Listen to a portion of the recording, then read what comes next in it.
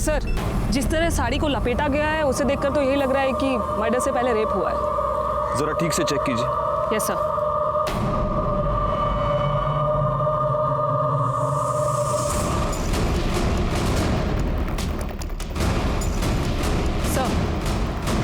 Sir ये एक नहीं 2 बॉडीज हैं। क्या? मेरा मतलब है सर, एक बॉडी में 2 डेड बॉडी। बॉडी का निचला हिस्सा किसी आदमी का है और ऊपर का हिस्सा औरत का। यानी कि मर्डरर ने एक आदमी और एक औरत का मर्डर करके उनकी बॉडी को बीच से काट के आपस में सिल दिया।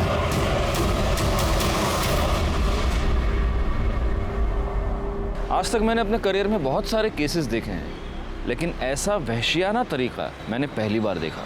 नमस्कार, मैं senior inspector Rajesh Jadhav, crime petrol Dastak के आज के इस भाग में आप सबका स्वागत करता हूं। आज मैं आपको उस केस के बारे में बताने जा रहा हूं जो मेरे पास तब आया था जब मैं मुंबई के बोरीवली पुलिस स्टेशन में पोस्टेड था।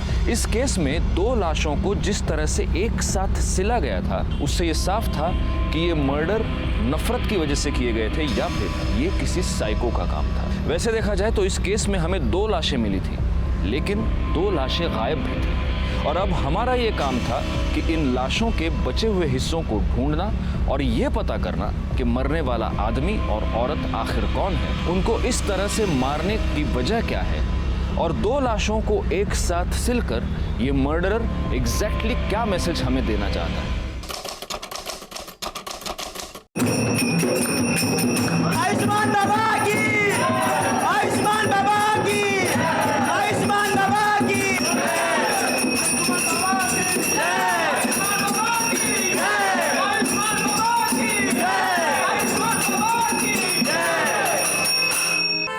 ये मेरी पत्नी है बाबा, डिप्रेशन का शिकार हो चुकी है, दिन रात दुखी रहती है बाबा, घर में बहुत क्लेश होता है, कृपया इसका इलाज कीजिए, हम लोग बहुत परेशान हैं बाबा।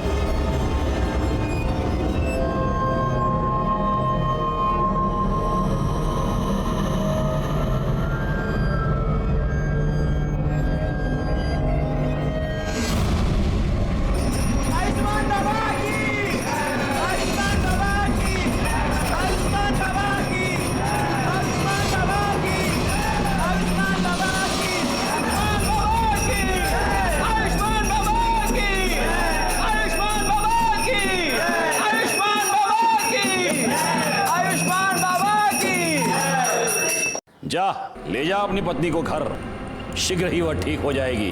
बाबा की जय हो, बाबा की जय हो। आओ भक्तों, बाबा का आशीर्वाद ले लो।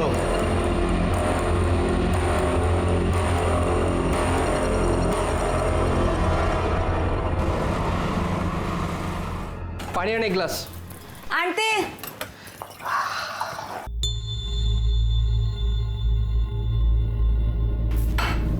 ये ले, घर खर्च के लिए। अब देख क्या रही है, पगार हुआ यार। मुझे नहीं चाहिए तेरे पाप की कमाई।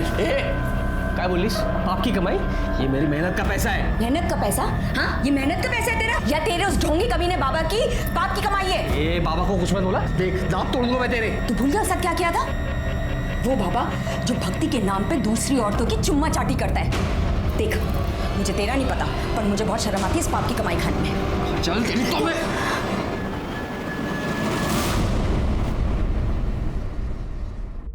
सुनिए, मुझे कुछ पैसे चाहिए थे। देखो साक्षी, तुम्हें अच्छी तरह से पता है मुझे इस तरह के ढोंगी बाबा और उनके चमत्कार पे बिल्कुल विश्वास नहीं है, और ऐसे काम के लिए मैं तुम्हें 1 रुपया भी नहीं दे सकता हूँ। तुम्हें हो या ना हो, पर मुझे है, और ये सब मैं रिया के लिए तो कर रही हूँ ना। देखो साक्षी, मेरी प्यारी रिया को ठीक करने के लिए किसी ढोंगी बाबा की कोई जरूरत नहीं है, और खबरदार तुम इसे किसी के पास लेकर गई ऐसे बाबा के पास।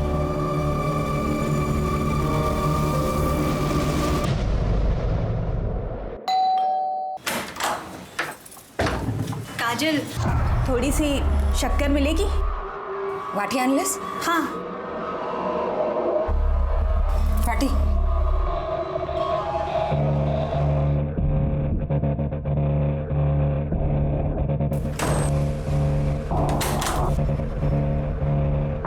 हे गे। और कुछ भी चाहिए? Thank you.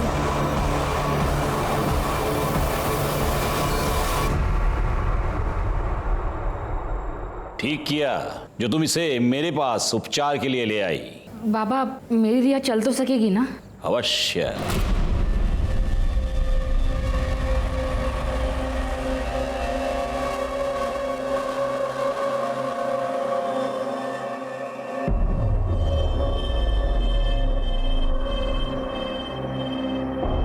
ले, ये तेल है, प्रतिदिन 3 प्रहर इस तेल से तेरी बच्ची के पैरों पर मालिश करना।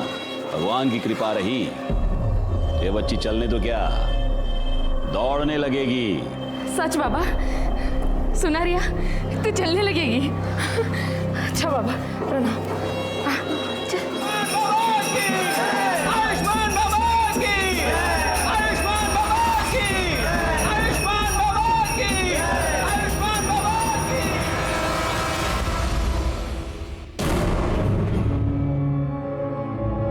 रिया बेटा, बेटा क्या हुआ?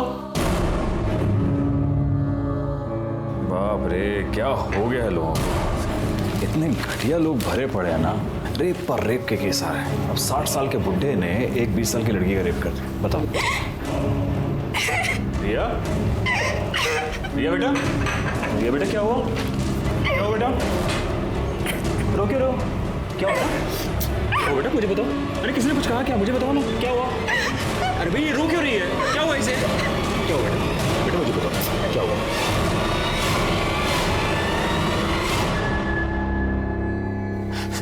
सर देखिए ना सर, मेरी बेटी के साथ क्या हो गया सर मेरी बेटी के साथ सर रेप हो गया है सर। आप प्लीज बैठिए और मुझे शांति से बताइए कि एग्जैक्टली क्या। सर मेरे मना करने के बाद भी ना मेरी बीवी साक्षी सर मेरी बेटी को ना उस ढोंगी बाबा के पास लेके जाती थी सर 6 महीने से। ये सत्य नहीं है। सभी भक्तों को वही शरबत ग्रहण के लिए दिया गया था। उनमें से किसी को कोई समस्या नहीं हुई। आप चाहे तो दूसरे भक्तों से पूछ सकते हैं। बाबा 13 तारीख को आश्रम में थे ही नहीं, वो एक भक्त के यहाँ आमंत्रित थे।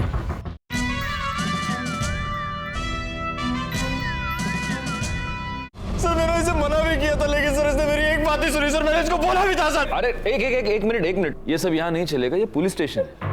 अब बैठिए प्लीज। मैडम आप बताइए क्या हुआ? सर रिया के पैर बहुत कमजोर है, सब कुछ करके देखे लेकिन कोई फर्क नहीं पड़ रहा था। तब मैंने बाबा के बारे में सुना, हमें रिया को उनके पास लेकर गए। बाबा ने इसकी नब्ज देखी और कहा कि ये ठीक हो सकती है। बाबा ने मुझे एक तेल दिया और कहा कि मैं उससे रिया के पैरों की मालिश करूं, लेकिन उससे भी कोई फर्क नहीं पड़ रहा था। मैंने बाबा को बताया तो उन्होंने कहा कि शायद मैं ठीक से मालिश नहीं कर रही हूँ, मैं रिया को उनके पास लेकर जाऊँ, वो मुझे सही तरीका बताएंगे। पहले तो मैं डर गई कि कोई अनजान आदमी मेरी बेटी के पैरों को हाथ लगाएगा। मेनका। जी बाबा। मेरी आंखों पर पट्टी बांधो।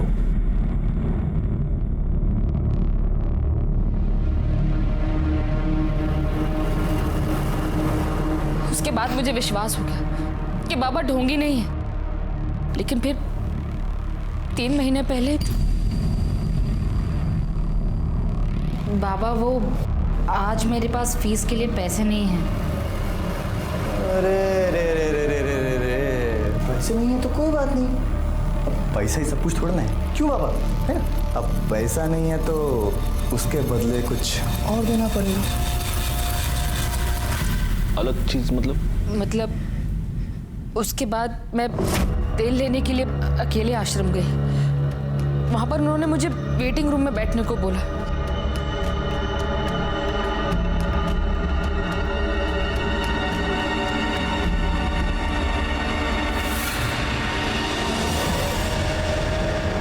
कौन था वो?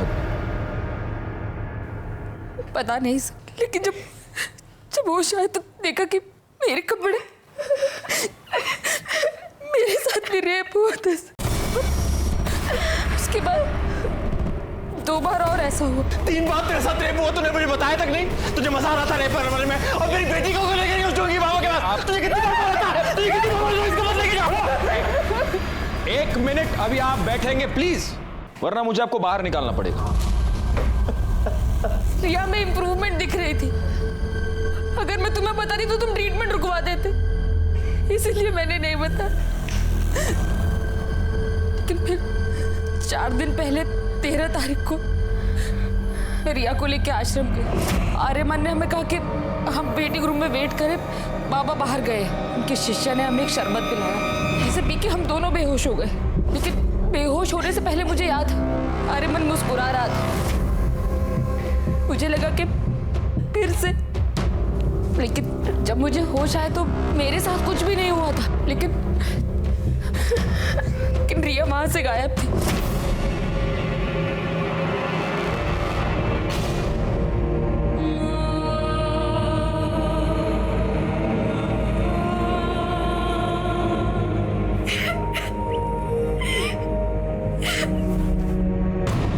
और रिया मुझे ट्रीटमेंट रूम में मिली। मैंने आर्यमन से पूछा कि उसने ऐसा क्यों किया, तो उसने कहा कि उसने तो रिया को हाथ तक नहीं लगाया। लेकिन मैं जानती हूँ सर कि आर्यमन ने मेरे रिया के साथ रेप।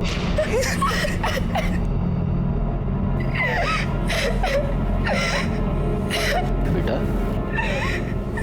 क्या तुमने उस आदमी को देखा? वो आर्यमानी था?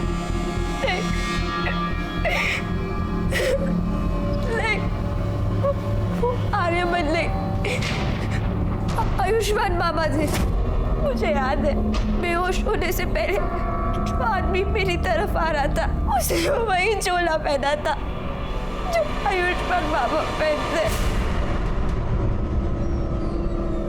इंस्पेक्टर सर प्लीज उस बाबा और उसके बेटे को अरेस्ट कर लीजिए प्लीज सर। प्लीज सर, हमें न्याय दिलवा दीजिए प्लीज सर।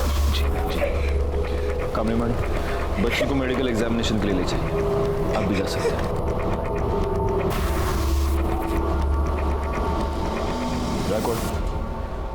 हम चल के इस आयुष्मान बाबा से मिलते हैं।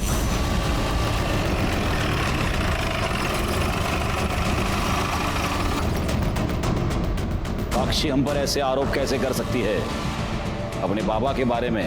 देखिए, आपको जो कुछ भी कहना है पुलिस स्टेशन चलकर गई है। चलिए। साहब एक मिनट बेटा, ये कोई आम आदमी, चलते फिरते आदमी नहीं है, बाबा है, आयुष्मान बाबा।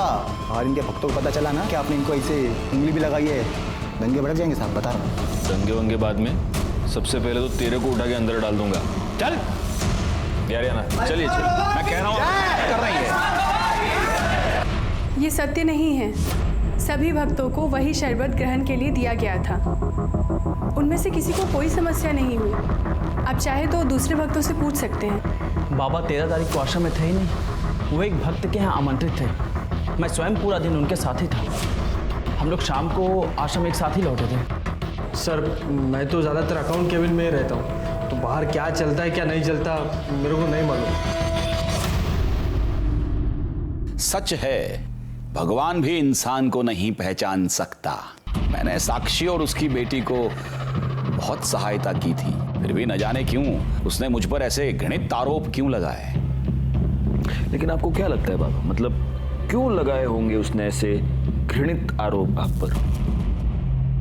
एक ही कारण हो सकता है। अच्छा? मेरे उपचार के पैसे देना नहीं चाहती होगी, अन्यथा मदद जो करता है उसे ऐसे प्रत्युत्तर में ऐसे घृणित आरोप कोई नहीं लगाता।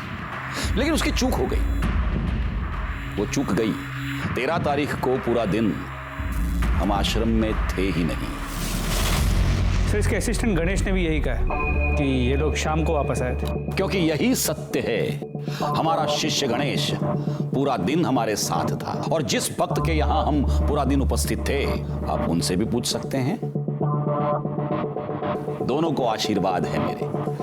अब हम यहां से प्रस्थान करेंगे। अरे नहीं नहीं नहीं नहीं, प्रस्थान वस्थान आप कुछ नहीं कर सकते अभी। क्या है बाबा, आप रेप अक्यूज्ड हैं, तो अब आप यहीं रहेंगे।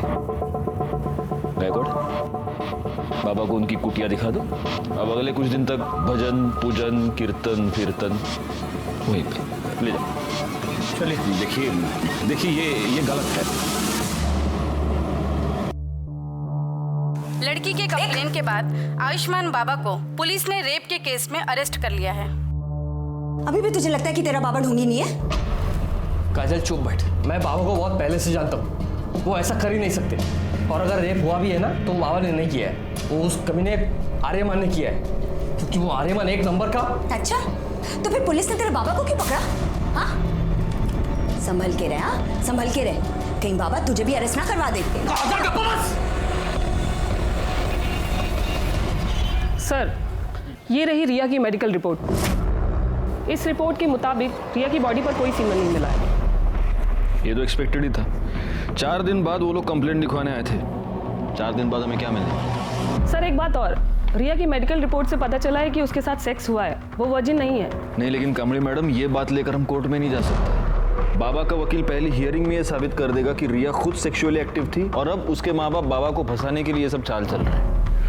नहीं, हमें कोई ऐसा पुख्ता सबूत चाहिए जिससे हम ये साबित कर पाए कि रेप बाबा ने किया है।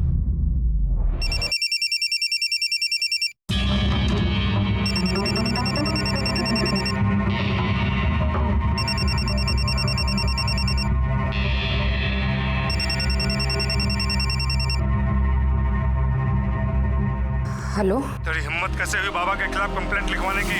भूल गई बाबा कौन है? या तो कंप्लेंट वापस ले, वरना हम तुझे और तेरी बेटी को छोड़ेंगे नहीं। नहीं, मेरी बेटी को कुछ मत करना। वो कौन है? कौन है? कौन है? कौन बोल रहा है? हिम्मत है तो सामने आके बात कर। अरे फोन पे क्या धमकी दे रहा है? आ सामने। हेलो हेलो, काट दिया। जो भी ऐसे छोड़ूंगा। कहाँ जा रहे हो? अरे पुलिस को इन्फॉर्म करने जा रहा। नहीं, उसने धमकी दी है। साक्षी, तुम अब भी नहीं समझ रही हो, हमें पुलिस को इन्फॉर्म करना पड़ेगा। ये सब बंद होना चाहिए। नहीं, आप मेरी बात सुनिए ना। साक्षी प्लीज, देखिए मेरी बात सुनिए प्लीज साक्षी।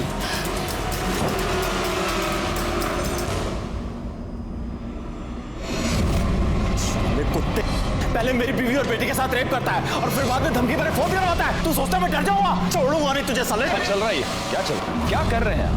सर देखिए ना सर, मेरी बीवी के फोन पर सर किसी प्राइवेट नंबर से धमकी भरे फोन आ रहे हैं सर। कह रहे कंप्लेंट वापस ले लो, नहीं तो आपकी बेटी और बीवी को। सर कुछ कीजिए सर। एक मिनट। बैकवर्ड, ये नंबर नोट कर लो और ये नंबर ट्रेस करो, पता करो ये नंबर किसका है, कहाँ से आया है। आप प्लीज इनके साथ चलिए, प्लीज। हाय, चला कमाल लगा। चला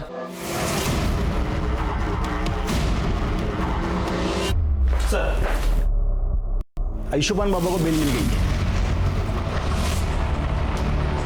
ये तो नहीं था। सिवाय इनकी कंप्लेंट के हमारे पास है ही क्या? फॉर्मेलिटीज पूर्ण कर। सर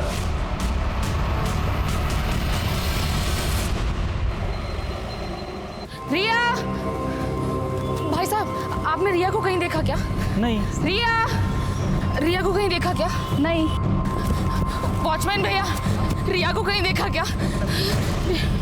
साक्षी, क्या हुआ? भाभी, वो रिया ना नीचे वॉक करने के लिए आई थी। मैंने पूरा कंपाउंड देख लिया, कहीं मिल नहीं रही है। अरे इधर ही किधर होगी ना। क्या हुआ साक्षी? इतना घबराई क्यों? रिया कहीं मिल नहीं रही है प्रवीण। रिया? उसने उसे किडनैप कर लिया। उसने कहा था कि वो हम लोगों को नहीं छोड़ेगा और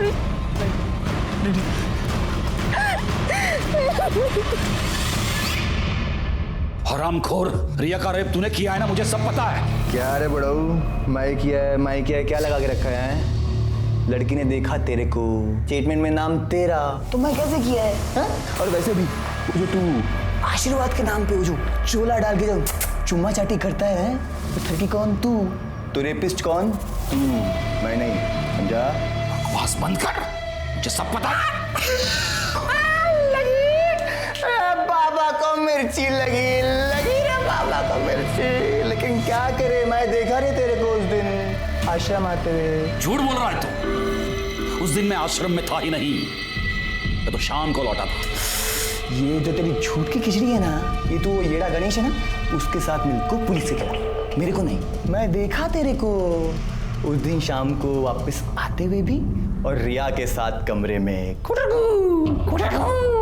करते हुए भी। हाँ, तो मेरे साथ ना शानपंती नहीं। चल जा जा जा। बाबा और साक्षी ठाकुर आई है, बहुत शोर मचा रही है और तमाशा भी कर रही है। जल्दी चलिए।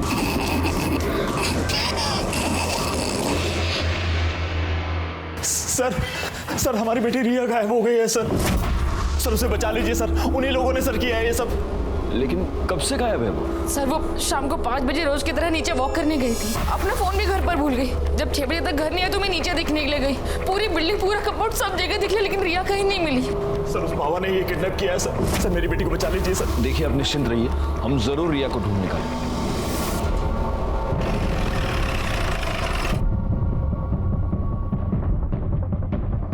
सर, बॉडी को सबसे पहले इन औरतों ने देखा। ये सुबह यहाँ कपड़े धोने आई थी तो इन्होंने बॉडी को देखा। सर, बॉडी पे कई जगह खरोच के निशान हैं और ये देखिए गर्दन पे जो मार्क है उसे देखकर तो यही लग रहा है कि मौत गला घोटने से हुई। एक मिनट, पूरा चेहरा टर्न करना। सर, तो रिया ठाकुर है। देखिए आसपास जरा चेक कीजिए, कोई क्लू मिलता है क्या? सर, ये तो बैसाखी मुझे वहाँ पे मिली। कामी मैडम, सर। फॉरेंसिक टीम को बुलाइए और बॉडी को पोस्टमार्टम के लिए भेज दीजिए। Okay sir. अब इस बाबा का टाइम आ गया है।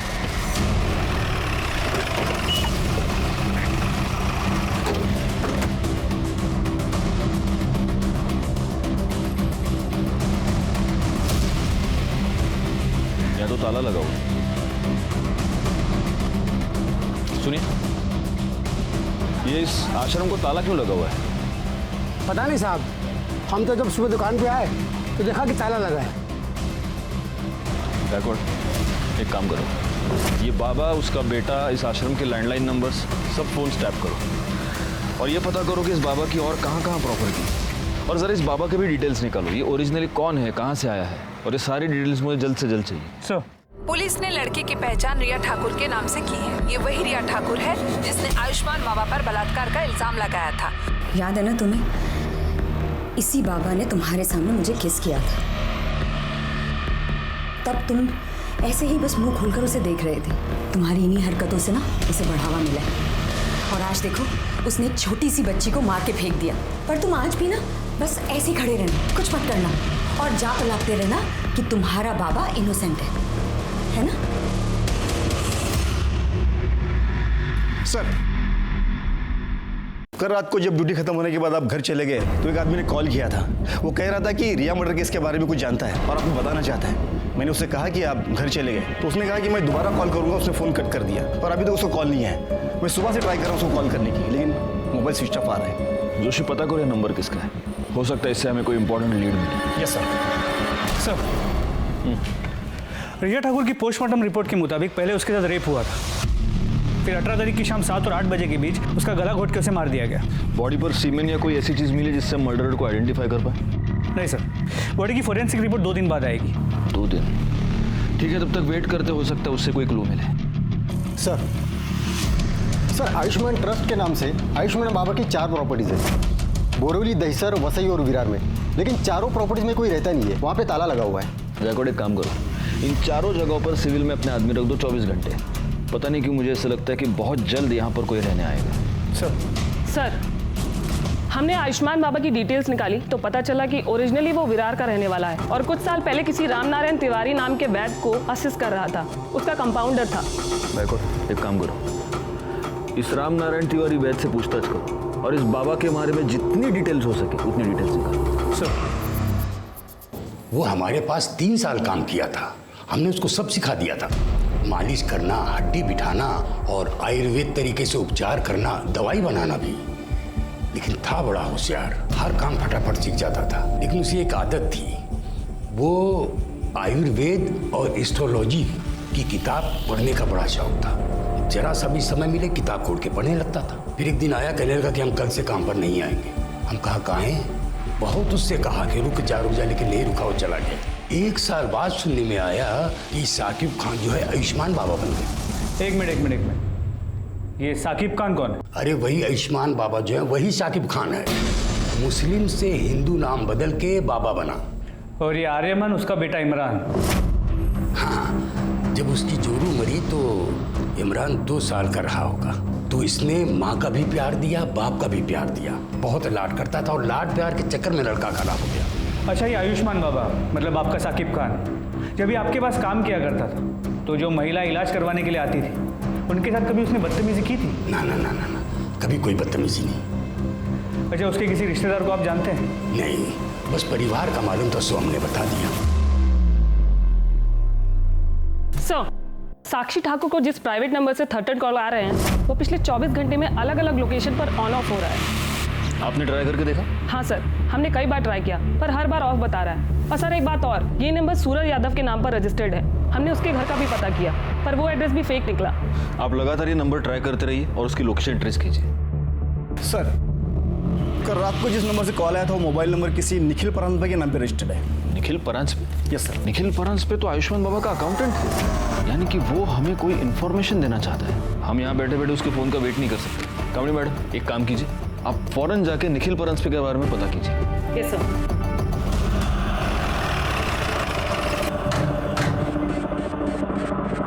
क्या आप बता सकती हैं कि काजल और निखिल कहाँ गए हैं? हाँ मैडम, कल शाम को करीब 8 बजे मैंने काजल और निखिल दोनों को एक साथ जाते देखा। मैं तो खुद हैरान थी कि दोनों एक साथ कहाँ जा रहे हैं। मतलब 24 घंटे लड़ाई झगड़ा करते रहते हैं। किस बात पे?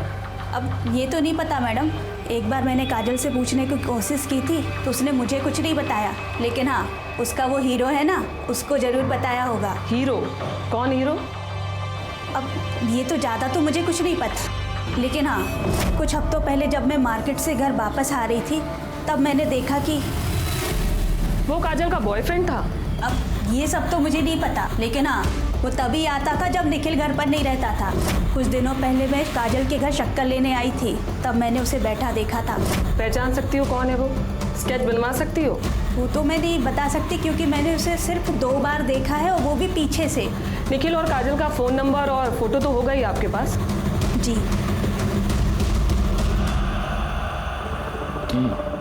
मतलब आयुष्मान बाबा सादिक खान है जो फ्रॉड करने के लिए एक हिंदू बाबा बना।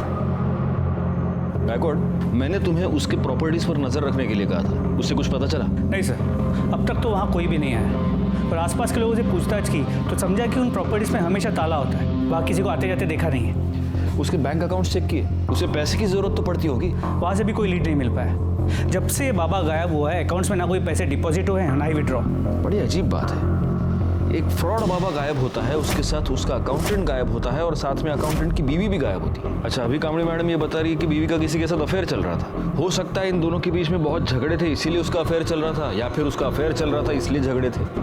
कोई और रीजन लगता है? सर मुझे तो लगता है झगड़े का रीजन उसकी बीवी का अफेयर ही हो सकता है। लेकिन अगर ऐसा है तो कल शाम को दोनों एक साथ कहाँ पर गए थे?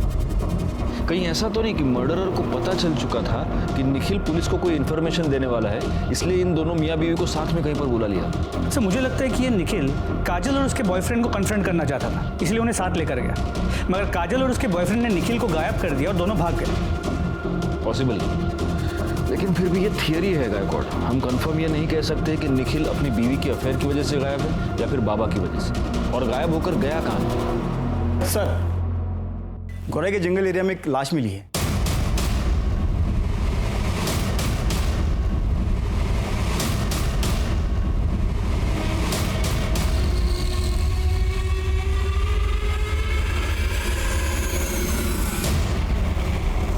सर ये बॉडी तो काजल परांजपे की है। व्हाट? Yes sir. सर जिस तरह साड़ी को लपेटा गया है उसे देखकर तो यही लग रहा है कि मर्डर से पहले रेप हुआ है। जरा ठीक से चेक कीजिए। Yes sir.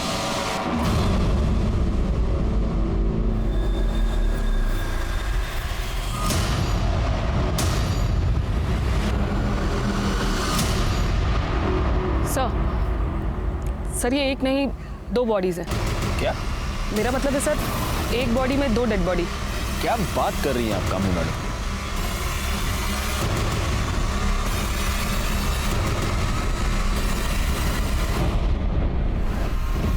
बॉडी का निचला हिस्सा किसी आदमी का है और ऊपर का हिस्सा औरत का। या तो ये निखिल हो सकता है या फिर काजल का बॉयफ्रेंड। ये हो सकता है कि निखिल ने काजल को और उसके बॉयफ्रेंड का मर्डर करके उन दोनों की लाश को ऐसे इस तरह से सिल दिया होगा।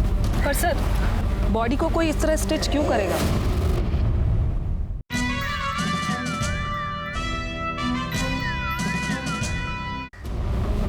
हो सकता है वो ये स्टेटमेंट करना चाहता हो कि तुम दोनों का अफेयर था, तुम दोनों एक साथ आना चाहते थे, लो मैंने तुमको मार के एक कर दी। निखिल तो साइको लग रहा है। बिल्कुल है, लेकिन ये सब तब तक एक थियरी है जब तक हमें ये पता नहीं चलता कि ये बॉडी का निचला हिस्सा आखिर किसका है। कामड़ी मैडम सर बॉडी को पोस्टमार्टम के लिए भेजने का इंतजाम कीजिए और फॉरेंसिक टीम को बुला लीजिए। Yes sir. पता कैसे चलेगा कि ये बॉडी का निचला हिस्सा किसका है? सर एक आइडिया है, काजल के नेबर्स ने कहा था कि उन्हें यहाँ 1 साल हो गया है, हो सकता है इस बीच वो कभी बीमार पड़े और कभी अपना ब्लड टेस्ट किया, तो आसपास के लैब से कुछ इन्फॉर्मेशन मिल सकती है। मतलब ब्लड ग्रुप से? जी सर।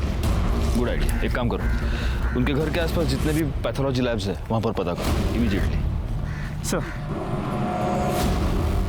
सर पैथोलॉजी लैब से मिली रिपोर्ट और पोस्टमार्टम रिपोर्ट में जो ब्लड ग्रुप आया है उससे ये साफ होता है कि लोअर बॉडी निखिल परांजपे की है।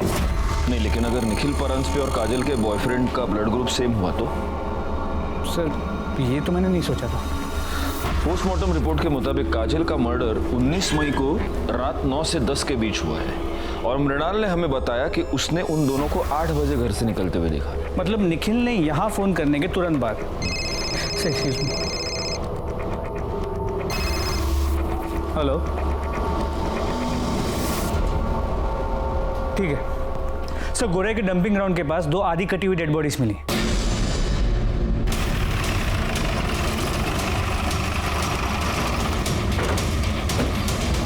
साहब मैंने आपको फ़ोन किया था सुबह जब काम पे जा रहा था, तभी ये मैंने देखा और 100 नंबर पे मैंने डायल किया। थैंक्स। जोशी बघा। सर ये बॉडी तो निखिल की है। मतलब इसे इतना तो क्लियर हो गया कि उस बॉडी का निचला हिस्सा निखिल का था। सर सिर के पीछे गहरी चोट है, हो सकता है मौत की वजह ये चोट ही है। सर ये देखिए।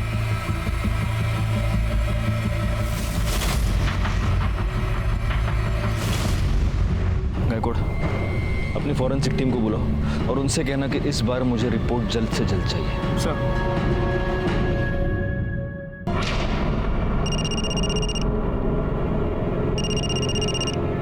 हाँ सर। कोई अपडेट? सर मैं यहाँ पे कब से नजर रखे हुए हूँ लेकिन कोई हलचल नहीं। सर मैं यहाँ पे कब तक रुकूँ? वो बोलता हूँ मैं, लेकिन अभी के लिए वहाँ पे नजर रखो। ठीक है सर, ओके।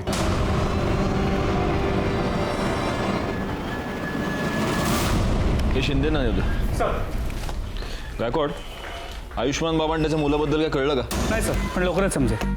और सर ये निखिल की पोस्टमार्टम रिपोर्ट, इसके मुताबिक उसकी मौत 19 मई की रात 9 और 10 के बीच हुई है और मौत की वजह सर पे रॉड जैसी किसी चीज से वार किया जाना है। इसका मतलब सिर्फ घर से निकलते वक्त ही नहीं बल्कि मर्डर के वक्त भी ये दोनों मियाँ बीवी एक दूसरे के साथ थे। गायकवाड एक काम करो, हमें जहाँ पर ये दोनों सिली हुई बॉडीज मिली पता करो कि मर्डर के टाइम पे वहाँ आसपास कितने मोबाइल नंबर रखते थे और उन नंबर्स को बाबा, उसके बेटे और बाकी के असिस्टेंट के नंबर के साथ मैच करके देखो। सर, ये रहे काजल के कॉल रिकॉर्ड्स। इस कॉल रिकॉर्ड के मुताबिक काजल के कॉल्स की ड्यूरेशन 1 से 1.5 मिनट ही थी, सिवाय एक नंबर को छोड़ के। खोपोली में एक नंबर है, 3 हफ्ते पहले काजल ने उस पर 20 मिनट तक बात की थी। किसका नंबर है? काजल की माँ मुक्ता।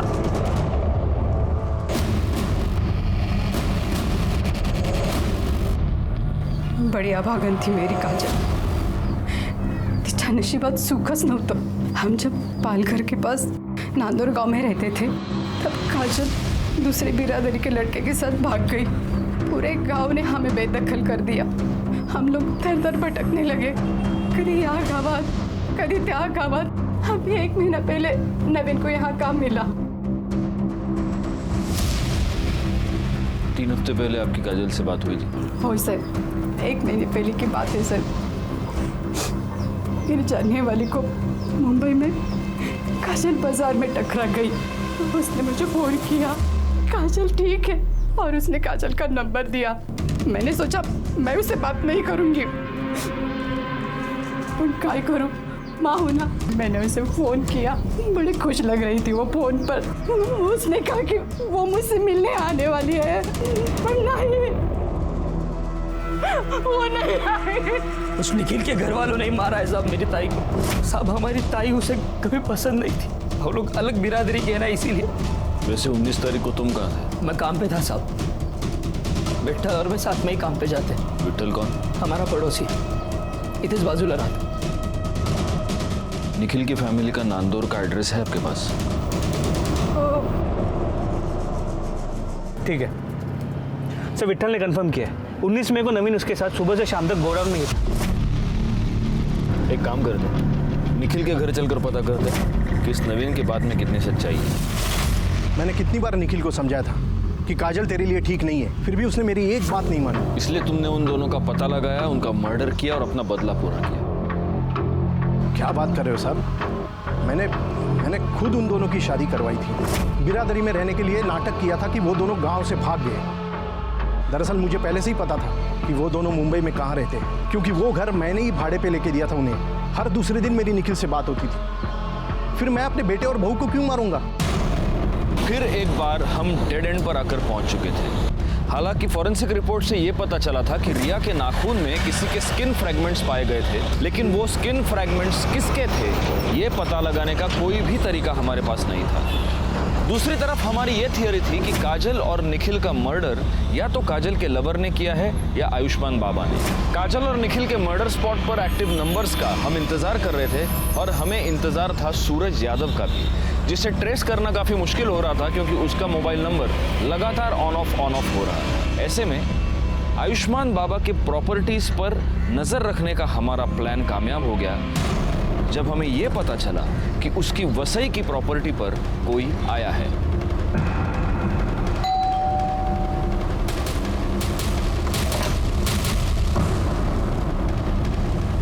जी, आपका नाम? माजिद खान। सादिक खान को जानते हैं? हाँ, वो हमारे फूफी के लड़के हैं, हमारे बड़े भाईजान हैं। बड़े ताज्जुब की बात है माजिद साहब, आपकी आवाज़ आपके फूफी के लड़के से बहुत मिलती जुलती है।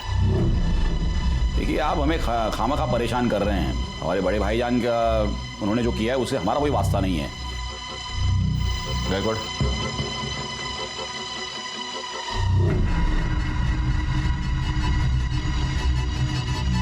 बड़े ताज्जुब की बात है। सिर्फ आवाज ही नहीं, आपके हाथ पर चोट का निशान भी आपके फूफी के लड़के से मिलता जुलता है। सुनिए मेरी बात सुनिए। आयुष्मान बाबा, अब तेरे आशीर्वाद देने के दिन खत्म हो गए, अब हम तुझे आशीर्वाद देंगे। सर, मुसलमान होके मैं आयुर्वेद या ज्योतिष का धंधा नहीं कर सकता, इसलिए फिर सादिक खान से मैं आयुष्मान बाबा बन गया।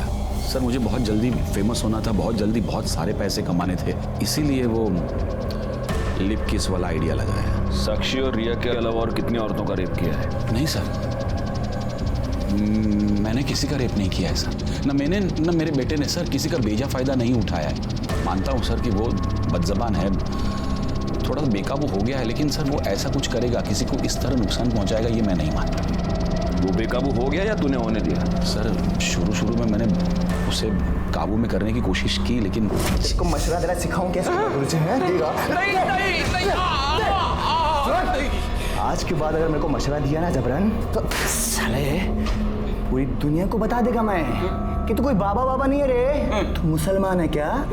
हाँ, चल 25,000 लेके। अरे ऐश करने की, अरे चल जा खड़ा हो। लाता। अच्छा ये बता, निखिल के साथ तूने क्या किया? निखिल के साथ? सर, उसके साथ मैं क्यों कुछ करूंगा? क्योंकि तुझे ये पता चल चुका था कि रिया मर्डर केस में निखिल हमें कोई इन्फॉर्मेशन देने वाला था। नहीं सर, मुझे इसके बारे में कुछ नहीं पता है, बल्कि मैं तो उसे नौकरी पर भी नहीं रखने वाला था जिस दिन से मैंने काजल के बारे में सुना है। मतलब सर, वो काजल को भगाकर शादी करके मेरे पास आया था मुंबई। काजल को मेरे पास इसलिए लाया था कि ताकि मैं उसको आशीर्वाद दूं, और फिर मेरे पास नौकरी मांगने लगा, और उस वक्त मेरे पास एक अकाउंटेंट की जॉब खाली थी, तो मैंने कहा था उसे कि मैं उसे नौकरी दूंगा। तो ठीक है, कल से तुम यहां नौकरी पे आ जाना।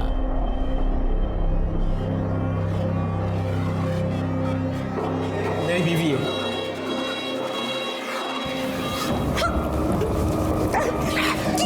आर्यमन, ये क्या बदतमीजी है? ये क्या कर रहे हो तुम? क्यों चिल्ला रहा है? आशीर्वाद तो दिया है जैसे तू देता है। निखिल, रिया और काजल तीनों का मर्डर हुआ है। बता, इसमें से कौन सा खून तूने किया, कौन सा तेरे बेटे ने किया, या दोनों ने मिलके किए तीनों खून?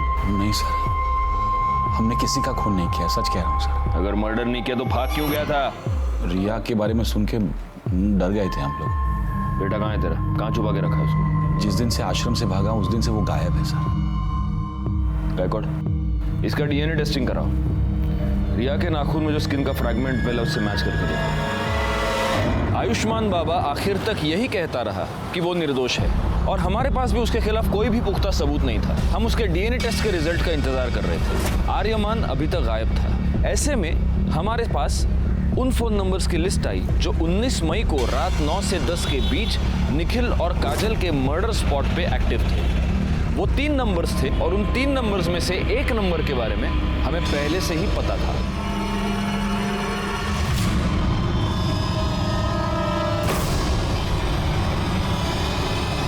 ताई की वजह से हमने बहुत दुख देखे थे साहब। मैं उससे बदला लेना चाहता था, पर पता नहीं था कि वो कहाँ रहती है। फिर पता चला कि आई को उसका फ़ोन नंबर मिला है। तो तू पहली बार में ही कामयाब हो गया। तूने काजल को फ़ोन करके गोराई बुलाया और वहाँ पे तूने उसको मार दिया। नहीं साहब, पहले मैं उसके घर गया था उसको मारने के लिए, लेकिन तब उसकी पड़ोसी ने मुझे देख लिया। दूसरी बार अखबार वाला पैसे लेने आया था। तो वो तू था जिसको मृणाल ने देखा था? मैंने सोचा कि ताई को किसी ऐसी जगह ले जाके मारना होगा जहां मुझे कोई देख नहीं पाए। हाँ बोलो नमीन। वो कुछ काम से मैं मुंबई आया था, तो आपसे कुछ ज़रूरी बात करनी है, मिलना था। अरे पर ताई, मैं वो सब आपको मिल के बताता हूँ। आप एक काम कीजिए, आप मुझे गुराई के पास आके मिलिए। अच्छा ठीक है, मैं आती हूँ। क्या हो गया, यहाँ क्यों बुलाया? घर आ जाता ना। छोड़ूंगा नहीं। छोड़ उसे। देखा, मैंने तुझे कहा था इसे सुनसान जगह पे बुला, जरूर कुछ गड़बड़ है। सब उसके बाद मैं घर जाके विट्ठल को मना लिया, ताकि कल को अगर पुलिस पूछे तो उनसे झूठ कहे कि मैं दिन भर उनके साथ था। लेकिन तू अपने मोबाइल को नहीं मना पाया और तेरी मोबाइल लोकेशन ने तुझे फंसा दिया। निखिल और काजल के मर्डर की चार्जशीट फाइल करो इसके ऊपर।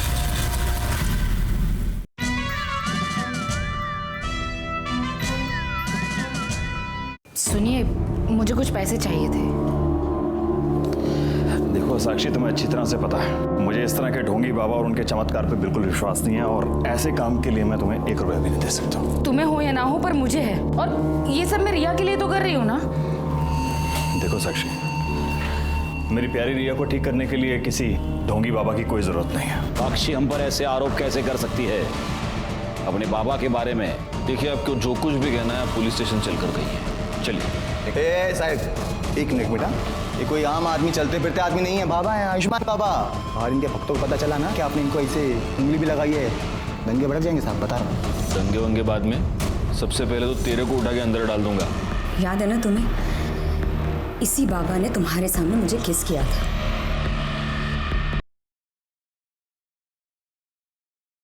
तुम्हारी इन्हीं हरकतों से ना उसे बढ़ावा मिला है, और आज देखो उसने एक छोटी सी बच्ची को मार फेंक दिया। पर तुम आज भी ना बस ऐसे खड़े रहना, कुछ मत करना, और जाप लागते रहना कि तुम्हारा बाबा इनोसेंट है। मैंने तुम्हें उसके प्रॉपर्टीज पर नजर रखने के लिए कहा था, उससे कुछ पता चला? नहीं सर, अब तक तो वहाँ कोई भी नहीं आया, पर आसपास के लोगों से पूछताछ की तो समझा कि उन प्रॉपर्टीज में हमेशा ताला होता है, वहाँ किसी को आते जाते देखा नहीं है। उसके बैंक अकाउंट चेक किए? उसे पैसे की जरूरत तो पड़ती होगी। वहाँ से भी कोई लीड नहीं मिल पाया। जब से बाबा गायब हुआ है, अकाउंट्स में ना कोई पैसे डिपॉजिट हुए हैं ना ही विड्रॉ। बड़ी अजीब बात है, एक फ्रॉड बाबा गायब होता है, उसके साथ उसका अकाउंटेंट गायब होता है, और साथ में अकाउंटेंट की बीवी भी गायब होती है। अच्छा, अभी कामड़ी मैडम ये बता रही है कि बीवी का किसी के साथ अफेयर चल रहा था। 1 महीने पहले की बात है सर। मेरी जानने वाली को मुंबई में काजल बाजार में टकरा गई। उसने मुझे फोन किया, काजल ठीक है, और उसने काजल का नंबर दिया। मैंने सोचा मैं उससे बात नहीं करूंगी, क्या करूं, माँ हूं ना। मैंने उसे फोन किया, बड़ी खुश लग रही थी वो फोन पर। उसने कहा कि वो मुझसे मिलने आने वाली है। सर इन्फॉर्मेशन मिली थी कि सूरज यादव, जिसने साक्षी को थ्रेटनिंग कॉल किया था, वो एक प्रोस्टिट्यूट के पास रेगुलरली जाता है। सर उसी एरिया में भी सूरज का फ़ोन स्विच ऑन हुआ और उसने एक फ़ोन कॉल किया, जिसे हमने रिकॉर्ड कर लिया है। सर सुनिए वो क्या कह रहा है।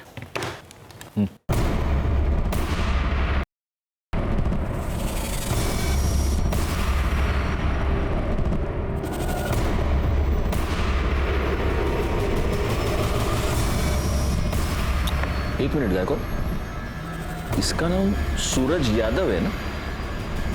तो ये इस तरह से हिंदी क्यों बोल रहा है?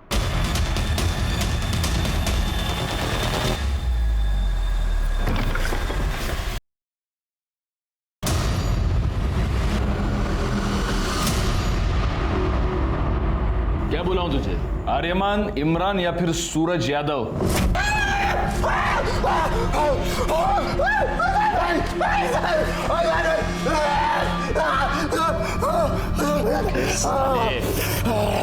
रिया के नाखून में जो स्किन मिला है ना, उससे तेरे बाप का डीएनए 50% मैच होता है। इसका मतलब तेरा पूरा 100% होगा। इसलिए मैं बोल रहा हूँ नाटक मत कर, क्योंकि हमें आसानी से प्रूव कर सकते हैं कि तूने रिया का मर्डर किया। बोल साहब, साक्षी और रिया का रेप नहीं किया है साहब। अब्बू का चोला अपने ऊपर डाल लिया था कि कहीं बीच में थोड़ा बहुत भी होश आए तो लगे कि अब्बू ने गलत काम किया है। मर्डर क्यों किया रिया का? मैं बस कंप्लेंट वापस करवाना चाहता था साहब, पर वो रिया का बाप है ना, फोन पे बहुत अकड़ रहा था साहब, बहुत उल्टा सीधा बोला मेरे को, दिमाग पूरा चला आ गया था मेरा। बस मैंने सोच लिया था साहब कि इस साले को सबक सिखा के रहेगा मैं। मेरे को पता था कि रिया रोज शाम को ना कंपाउंड में वॉक करने को आती, और शायद उसके बाद उसकी बॉडी रात को मैं ठिकाने लगा दिया। पर ये सब बूढ़ा हुआ ना वो मेरा अबू, उसने मेरे को सब करते हुए देख लिया था साहब, और बहुत घबरा गया था साहब, वो बहुत डर गया था, जबरदस्ती मेरे को छुपाया साहब। साक्षी और रिया पर रेप करने के जुर्म में और रिया के मर्डर के जुर्म में तुमको अरेस्ट करता हूँ। चार्जशीट फाइल करो। फॉरेंसिक रिपोर्ट से यह साबित हो गया कि वो स्किन आर्यमान की थी। निखिल काजल मर्डर केस और रिया मर्डर केस फाइनली सॉल्व हो गए। नवीन, जिसने अपनी बहन को एक भयानक, एक दर्दनाक मौत दी, उसका पूरा प्लान उसकी फोन की वजह से फेल हो गया। रिया, जो कि शारीरिक रूप से कमजोर थी, अपने मां के अंधविश्वास और अंधभक्ति की भेंट चढ़ गई। इसी के साथ मैं सीनियर इंस्पेक्टर राजेश जाधव आपसे विदा लेता हूं। दोबारा मिलूंगा, तब तक सतर्क रहिए और देखते रहिए क्राइम पेट्रोल दस्तक, क्योंकि मकसद बताना नहीं, बचाना है।